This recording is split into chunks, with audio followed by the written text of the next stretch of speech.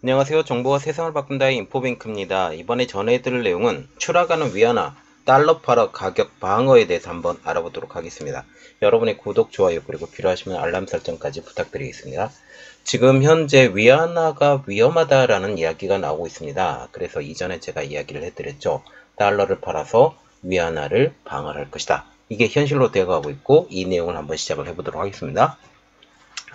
지금 중국의 위안화의 움직임이 심상치 않다고 합니다. 기축통화가 되는 것도 포기했고 하락을 막기 위해 처절하게 몸부림을 치고 있다는 소식이 들려오고 있기 때문이죠.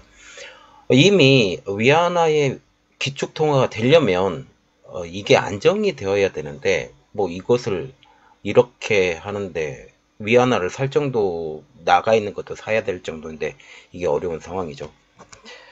최근 7월 중국 경제 실적에서 수출 부진, FDI 감소, 중국에 대해서 직접 투자를 FDI라고 하는데 FDI의 감소, 그리고 중국 펀드 자금의 축소 등 중국으로 들어가는 자금줄이 점점 줄어들고 있습니다. 이 때문에 위안화가 크게 하락하며 중국 경제의 전망이 더욱더 어려워지고 있는 상황이죠. 또한 수출이 부진하면 내수라도 채워야 되는데 그것이 어려워지자 과잉 생산된 물품으로 인해 제품 가격까지 떨어지는 디플레이션까지 발생하고 있습니다.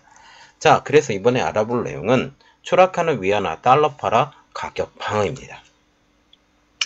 중국의 위안화의 가혹한 현실이 떨어졌습니다. 이것은 바로 수출 하락, FDI 감소, 중국 펀드 자금의 감소. 이건 다 경제에 의한 것이고 이 달러가 다 투자되는 금액인데 이게 전부 다 거의 다 차단이 되어 있는 현 상황이 되는 거죠.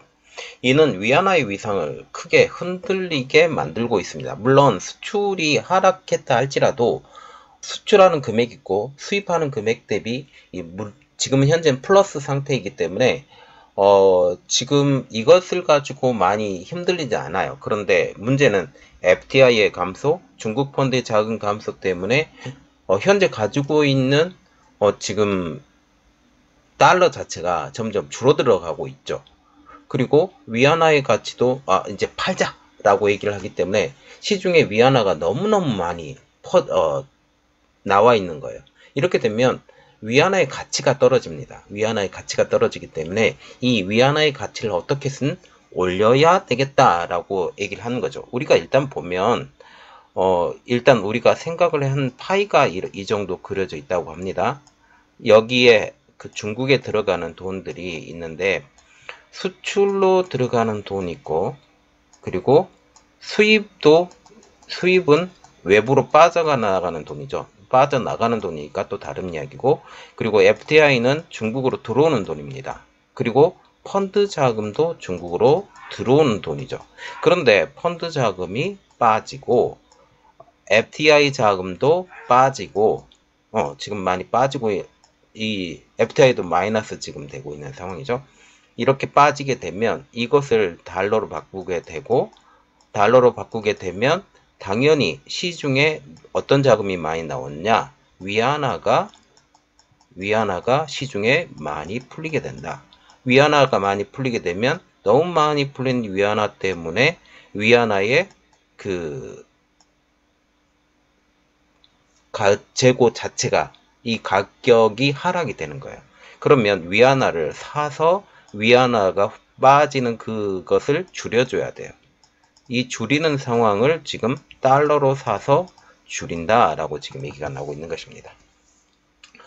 중국과 같은 경우는 관리 변동 환율을 채택하고 있습니다. 말이 좀 어렵죠. 이것은 뭐냐면 고정 환율과 변동 환율의 중간. 그래서 고정과 같은 경우는 국가에서 딱 지정을 하고 일정 기간 우리는 1달러에 얼마 아니면 달러 변동제를 무조건 따라가겠다라고 해서 1달러에 1위안 이렇게 고정을 한 아니면 7위안 이렇게 고정을 한 것을 고정환율제 달러가 어느 정도 움직이더라도 그것을 무조건 따라가는 이게 고정환율제고 변동환율제 같은 경우는 지금 한국도 지금 변동환율제를 쓰고 있어요. 한국도 변동환율제를 쓰고 있어서 매번 그 매일매일 그 안에서도 환율이 바뀌는 것, 이것을 변동환율인데, 인민은행과 같은 경우는 이 고정환율과 변동환율의 중간에 있고, 인민은행이 매일매일 기준환율을 발표합니다. 그리고 이 기준환율을 기준으로 해서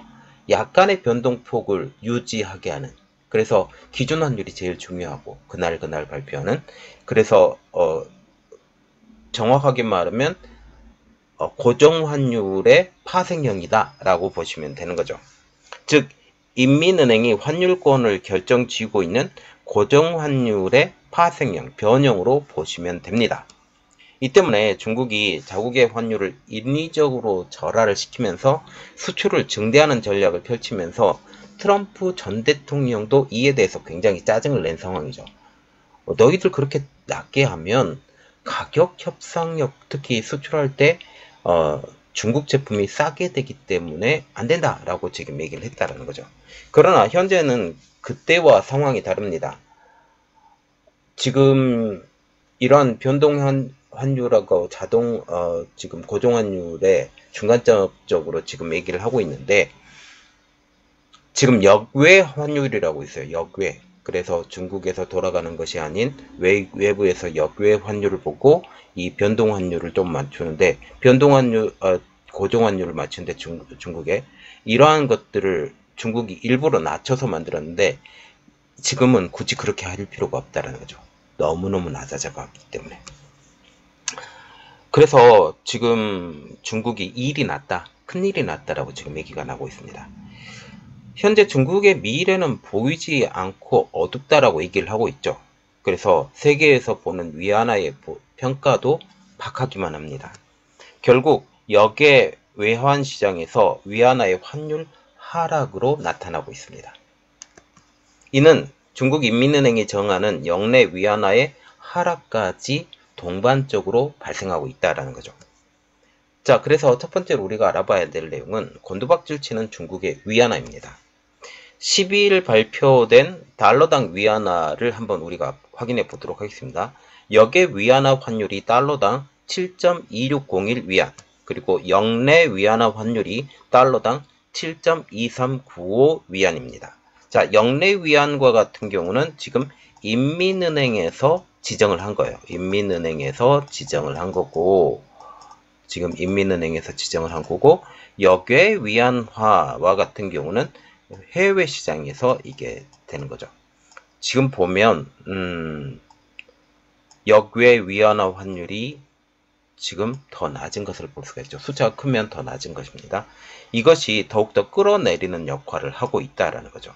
그래서 역내 위안화 환율과 역외 위안화 환율이 너무 많이 차이나면 이게 문제가 되기 때문에 역외 위안화 환율을 역내 위안화 환율이 따라가는 지금 입장. 이전과 같은 경우는 역내 위안화 환율이 역외 위안화 환율보다 더 낮춘 상황이었지만 지금은 역전된 상황으로 볼 수가 있습니다.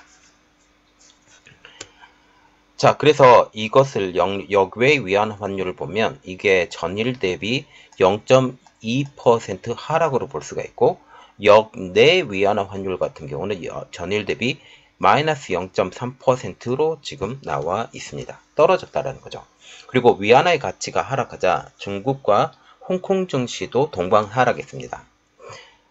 지금 중국 상하이에서 돌아다니는 A주, 이것은 마이너스 2%, 그리고 홍콩 증시에서는 0.9% 하락, 그래서 마이너스 173포인트가 하락한 상황입니다.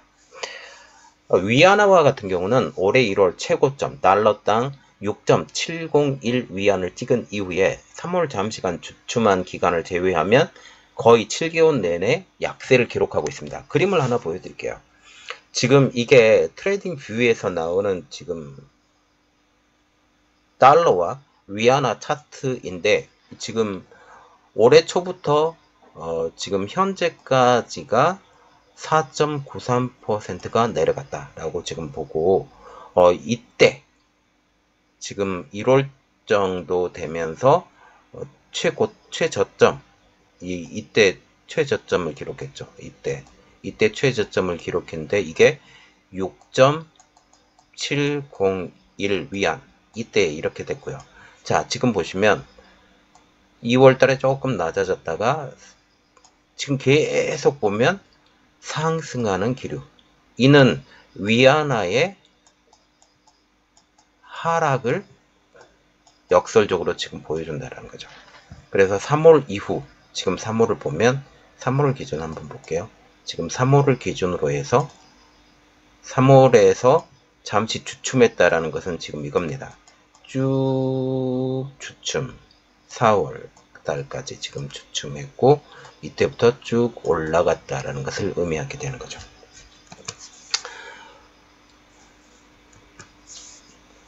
이러한 상황에서 지금 중국과 같은 경우는 위안화 방어에 나섰다. 중국의 주요 은행들이 이런 이야기가 나오고 있습니다. 그 이야기입니다.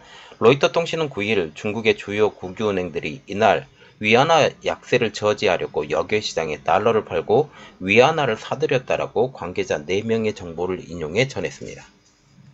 그런데 지금 위안화의 환율 9일보다 지금 현재 우리가 보면 지금 8일, 9일, 8일이니까 9일 정도가 이 정도 되겠죠. 쭉 봅시다.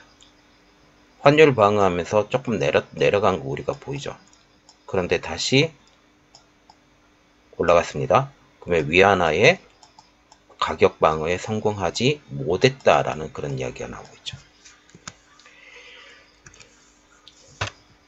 그럼에도 위안화의 가치가 계속 떨어지고 있는 현 상황을 볼 수 있습니다. 아까 그림 다 보여드렸습니다.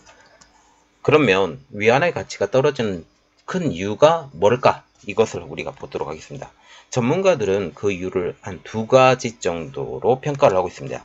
첫 번째, 효과를 내지 못하고 있는 인민은행의 금융 완화책, 그리고 두 번째, 부동산 버블 붕괴. 여기에 하나가 만약 더 플러스가 된다면 미국의 강력한 제재. 이게 더 하나가 플러스가 돼야 되겠죠.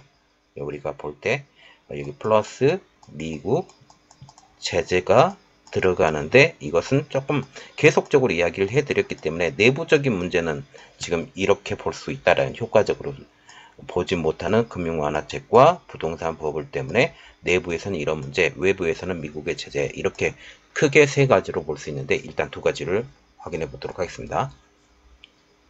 첫 번째로 보는 것은 효과 내지 못하는 인민은행의 금융 완화책입니다. 7월 소비자 물가지수 CPI와 같은 경우는 전년 동월 대비 마이너스 0.3%. 이는 2021년 2월 마이너스 0.2% 이후 처음으로 떨어진 것입니다. 자, 2021년 2월이라는 것을 우리가 눈여겨봐야 됩니다. 이때 당시에 중국은 코로나19 상황이 때문에 굉장히 허약한 상황이었었죠. 그때 0.2% 이후로 코로나19인 2020년에서는 물론 바닥을 기었고 2021년 2월 이후로는 지금 계속적으로 어느 정도 소비자 물가지수가 괜찮은 정도가 나왔는데 마이너스 0.3%가 나온 것은 0.2% 이후로 처음이다. 그만큼 2021년 상황보다 현 상황이 어렵다라는 것을 의미하게 되는 거죠. 그래서 2021년 2월은 코로나 상황이라는 것을 고려하면 현재의 상황은 그때의 상황, 코로나의 상황보다 더 어렵다라는 평가가 나오고 있습니다.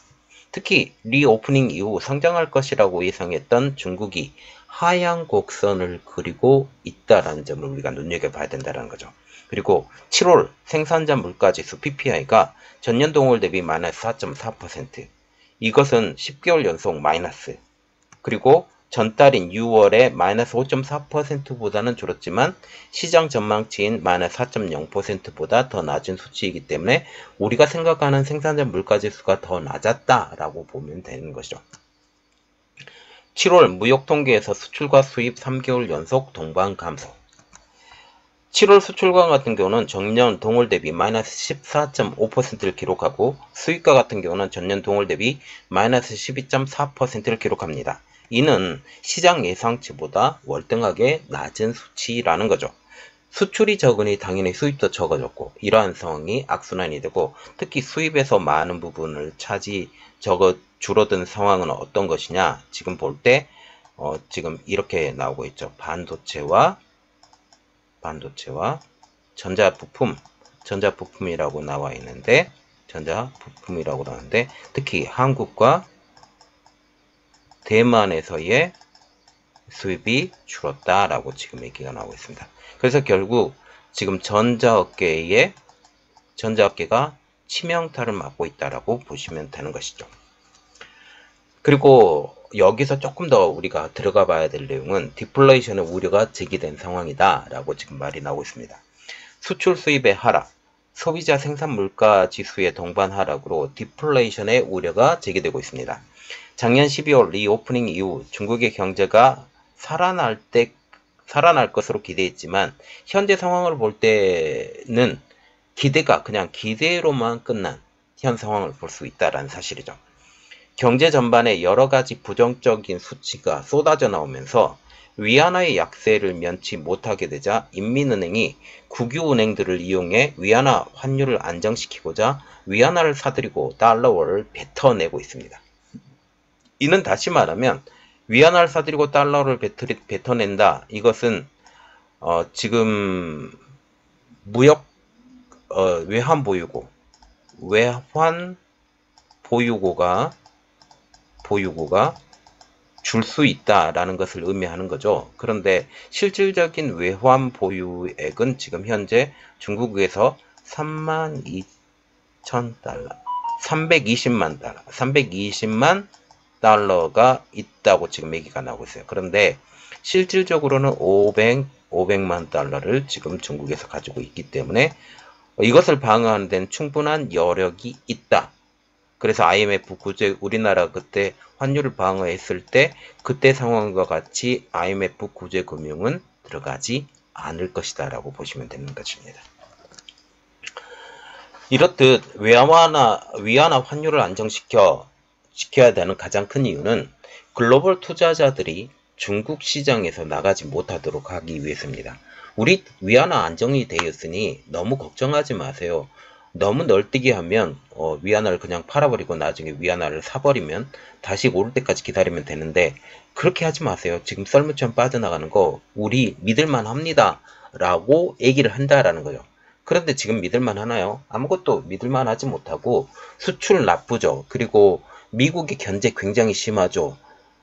내수는 어쩐가요? 내수도 나빠요. 내수에 미국에서는 지금 첨단 산업에 대한 투자하지 말고 중국 내수 시장을 겨냥해서 투자는 괜찮다라고 얘기를 하는데 내수 시장도 망가졌는데 누가 내수 시장을 지금 투자를 해요? 안 되죠.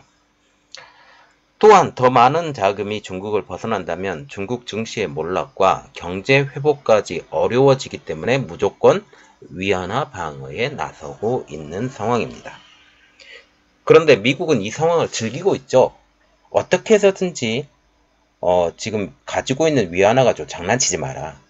가지고 있는 달러 가지고 장난치지 마라. 1대1로를 한다든지 아니면 첨단 기술을 발전시킨다든지 이러한 거 하지 말고 너희들 알아서 해. 너희들 알아서 하는데 이러한 상황은 외환 보유고를 토해내는 그런 상황이기 때문에 미국 입장에서는 굉장히 호재인 입장으로 볼 수가 있다라는 사실이죠. 그래서 우리 미국은 이 상황을 더 밀어붙이고 있는 것입니다. 그러나 중국 입장에서는 현재의 상황을 보면 2020년대의 코로나19 때보다 더 비관적이라는 사실입니다. 또한 위안화의 약세의 요인이 너무 많기 때문에 환율 방어가 쉽지 않기 때문에 이 환율 방어를 하기 위해서는 외환 보유액이 지금 320만 달러로 지금 대외적으로 이야기를 하고 있는데 실질적으로 320만 이하로 떨어뜨리려고 지금 미국이 더욱더 노력하고 있는 입장이라는 것까지 우리가 고려를 해야 된다는 거죠. 그리고 두 번째로 보는 것은 부동산 버블 붕괴. 중국 경제 전문 유튜버인 재경냉아는 중국의 부동산 거품이 급속히 빠지면서 자산 전반에 대한 거품이 걷히고 있다라고 분석을 했습니다. 특히 중국 부동산 불패를 보고 뛰어든 자금들이 중국에서 이제 철수하고 있다라는 거죠. 부동산에 대해서 들어가는 자금도 상당히 많았어요. 외국에서. 그런데 지금 헝다 사태를 보면서 저번에 헝다 사태 한번 얘기 드렸죠. 상하이방을 죽이기 위해서 헝다를 죽였는데 그것을 하면서 부동산 불패라는 그 신화 자체가 깨져버립니다. 신화 자체가 깨지면서 이제 중국의 부동산을 더 이상 투자하지 않는 상황이 되는 거죠. 만들어서 사지 않고. 그리고 부동산 버블이 꺼지면서 시민들도 이전에는 무조건 돈을 빌려서라도 이 부동산을 사는 데 노력을 했다면 이 부동산 버블이 다시 성장하기 위해서는 중국이 완전히 보증을 해줘야 돼요. 다시 세울 수 있다. 우리는 부동산을 버리지 않을 것이다. 이런 메시지를 계속 줘야 되고 끊임없이 줘야 겨우 살아날까 말까라고 생각을 한다라는 거죠. 또한 지금 외국 자산들이 부동산에 들어온 외국 자산들이 환전하고 나가자 중국에서 위안화의 위기가 찾아왔다고 얘기를 하는 것이 지금 재경냉한의 분석입니다. 중국에서는 헝다 사태를 시작으로 해서 부동산 버블이 꺼지기 시작을 했죠. 부동산 버블이 꺼지자 많은 부동산 기업들도 위기에 빠졌습니다. 이미 너무나도 많은 부동산을 지었다라는 거죠. 특히 중국과 같은 경우는 도시 형태를 보고 1티어에서 4티어까지, 그래서 1등급에서 4등급의 도시로 지금 나누고 있는데 지금 이전에는 3티어, 4티어에서 좀 부동산을 만들었어도 잘 팔렸어요. 그리고 이전에 4티어였던 곳에서 부동산을 만들었는데 여기를 굉장히 중요한 다시 살리는 중국이 그러한 힘을 가지면서 다시 부동산의 가격이 한 5배가량 또 뛰어오르는 그런 상황이 발견이 됐었죠. 그런데 지금은 그런 상황이 안 나온다라는 것입니다. 그래서 지금 말이 나오고 있는 게 3티어와 4티어에서 만들고 있는 부동산은 이제 망했다. 이것은 완전히 유령 도시화 될 것이다. 라는 그런 이야기가 나오고 있어요. 그전엔 유령 도시는 어느 정도 해소가 됐어요. 그런데 이제 새로운 유령 도시가 나올 것이다 라는 이야기가 나오고 있습니다. 그러면 이것을 배정을 받았다 할지라도 이제 돈을 안 넣고 버티는 사람들이 많이 있다라는 이야기죠. 그러면 이곳에 부동산을 지으려고 했던 회사들이 이제 대형 부동산 업체부터 중소형 부동산 업체까지 다 망하고 있다라는 그런 이야기입니다. 특히 완다도 대형 부동산 업체 중에 하나이지만 위기에 빠졌다가 중국 정부의 도움으로 계열사의 주식을 일부를 중국 지방 도시로 넘겨요. 그러면서 이것을 겨우 위기를 넘겼습니다. 결국 중국의 도움으로 넘겼죠. 그리고 이제는 중국 2위, 1위라고도 지금 얘기를 하고 있는데 부동산 개발 업체인 컨트리 가든, 비구이 위안이 유동성 위기에 처하게 됩니다. 이 비구이 위안이 유동성 위기에 처하게 되자 중국이 중앙정부 차원에서 대책반을 꾸려요. 무조건 살리겠다. 특히 이 업체와 같은 경우는 지난해 우량 부동산 기업 목록에도 이름을 올린 기업입니다. 그런데 작년에도 이 기업이 대규모 적자가 났다는 거죠. 적자가 났음에도 불구하고 우량 부동산 기업 목록에 올랐다는 사실이죠. 컨트리 가든은 7일 만기가 돌아온 총 2250만 달러, 약 229억에 대한 이자를 상환하지 못하게 됩니다. 이는 5억 달러 규모의 달러채 2개가 대한 이자이며 유예기간은 지급 예정일로부터 30일입니다. 30일 동안 더 기다리겠다라는 거죠. 문제는 갈수록 태산이라는 점이죠. 이 회사가 연말까지 갚아야 될 채권액은 총 8억 9,700만 달러, 1조 1948억 원이라는 사실이죠. 이 달러채라는 것은 무조건 갚아야 되는 것이기 때문에 더욱더 어렵다라는 것입니다. 그러나 회사는 지난해 1조 원대의 순손실, 올해 상반기 순손실만 최대 10조 원으로 예상이 되기 때문에 상환 능력을 상실한 상태이죠. 이러한 상환 능력의 상실이 지금 어떻게 일어났냐면 이전에 투자를 했을 때는 무조건 만들어 놓으면 다 팔렸어요. 부동산의 티켓 한 장 이러한 것들이 부동산의 불패 때문에 워르르 들어가면서 다 팔렸는데 이제 부동산 이런 채권 같은 거 이런 티켓 같은 것을 피라고 그러죠. 피를 받은 사람들이 이제 중도 상환금을 내지 않습니다. 중도 상환금을 내지 않다 보니까 여기에 건물을 올리려고 준비하고 있는 모든 재정들이 매몰 비용으로 들어가게 되면서 이게 계속적으로 누적된 적자, 그리고 이것을 만들면서 또 그 돈을 받아서 다른 데로 짓고 있었는데 이것도 적자, 이렇게 되면서 어려워진다는 거죠. 한 곳에서 피를 받아서 다른 곳에 이 피를 가지고 투자를 했던 것입니다. 이 연쇄적으로 한 20곳, 30곳 이상의 그 건설 현장이 동시에 만들어지고 있는데 이게 동시에 문제가 터지게 된 거죠. 이게 어렵습니다. 그런데도 지난해 우량 부동산 기업 목록에도 올린 기업, 중국 정부에서 발안.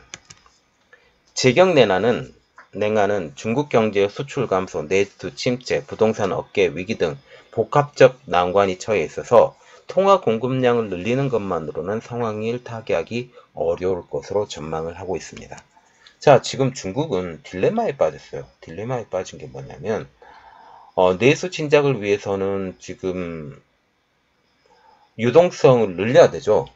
무조건 위안화를 찍어내야 됩니다. 위안화를 찍어내기 위해서는 해외에 있는 그 외환 보유고를 팔아서 위안화를 하고 그걸 다시 시장에 내놓고 이러한 상황인데, 이렇게 되면 중국 중앙정부가 가지고 있는 지금 외환 보유고 자체가 소진이 될 가능성이 높아요.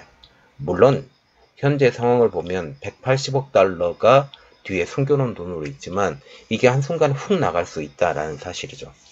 그리고 지금 이러한 상황이기 때문에 고정적으로 지금 수입에 필요한 비용들이 있습니다. 어떤 비용이냐? 원자재 비용, 그리고 여기에 쌀과 같은 곡물 비용, 에너지 비용, 이게 무조건 외국에서 다 들어와야 되거든요. 외국에서 들어와야 되고, 쌀도 지금 문제가 됐는데 이 이야기를 또 해드려야 되는데, 인도에서 쌀을 수입을 했는데 인도가 쌀을 수입을 막았다, 이런 내용도 지금 있지만 지금 여러 가지 상황을 보면 중국에게 상당히 어려운 입장, 여기에 미국은 디커플링을 디리스킹을 추진하면서 EU와 같이 협력해서 중국을 압박하면서 수출은 가면 갈수록 더 어려워지고, 이 가면 갈수록 더 어려워진 상황에서 휴렛패커드와 같은 경우는 지금 태국과 멕시코로 공장을 이전한다라는 지금 이야기가 나오고 있습니다. 물론 전부 다 이전을 하는 것은 아니고 중국 내수로 지금 판매가 되는 것들은 중국에서 좀 만들고 나머지 부분들에서는 지금 나눌 수 있고 중국 플러스 원을 지금 얘기를 한다라는 거죠.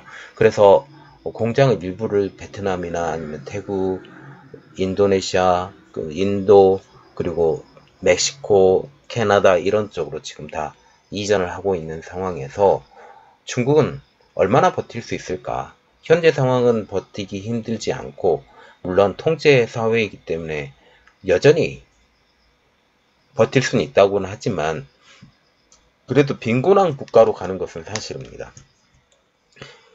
그리고 청년들은 좋은 일자리가 사라지고요. 특히 미국이 첨단 산업에 대한 투자를 금지를 시키면서 중국은 점점 더 어려운 상황으로 빠지는 상황, 이러한 상황까지 우리가 고려를 하면 중국은 결코 쉽지 않는 결정을 하고 있다라고 볼 수가 있고, 이것은 우리에게 시사하는 바가 또 크다라고 말을 할 수 있습니다. 지금 오늘은 지금 중국 정부가, 인민은행이 대형 시중은행을 통해서 위안화를 사들이면서 지금 위안화를 방어하기 위해서 달러화를 소진시킨다. 그래서 외환보유고를 차츰차츰 줄이고 있다라는 그런 내용을 가지고 오늘 이야기를 했습니다. 자, 이번 내용이 여러분들에게 도움이 됐다고 생각을 하시면 구독, 좋아요, 그리고 필요하시면 알람 설정까지 부탁드리겠습니다. 감사합니다.